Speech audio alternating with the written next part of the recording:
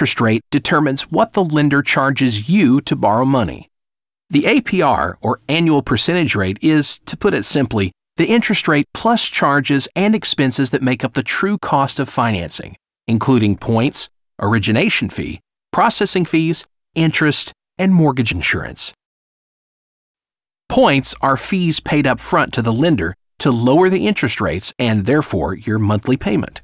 The APR is a helpful tool for comparing multiple loan offers with varying costs. Let's look at a couple. These interest rates are exactly the same, but the APRs are different. Why? Each loan comes with different fees, and when you factor these in over the life of the loan, you get the APR. Sometimes the interest rate will be higher than the others, but the APR is lower. That means the upfront costs are actually lower. However, the one with the lower rate actually has a higher APR, which means you'll ultimately pay more over the course of the loan. The APR does have its shortcomings as a method of comparison. Remember, the APR spreads those front-loaded costs over the life of the loan, and there's a good chance you'll move or refinance your loan well before the loan term ends.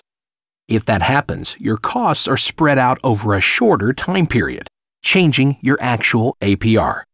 Here's an example. Let's say you refinance or sell after 5 years.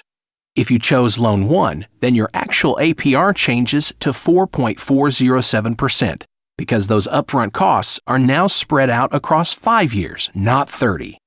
Compare that to Loan 2, which had the same rate and a higher APR.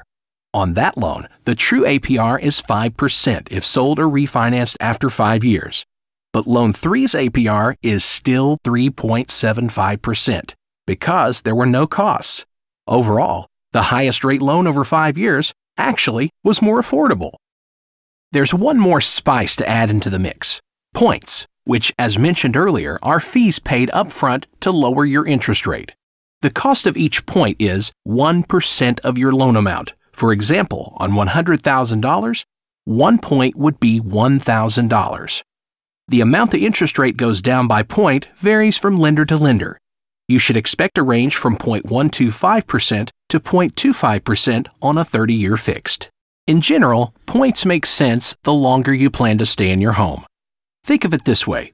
If paying $1,000 in points up front would save you $250 a year in mortgage payments, then it will take 4 years to break even, and you'll save $250 a year every year after that.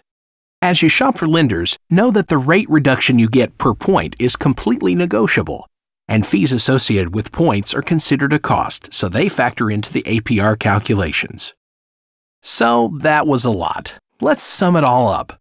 As you shop for a loan, make sure to consider the interest rate, the APR, which includes the total costs including fees and points, as well as the time you plan to be in your home.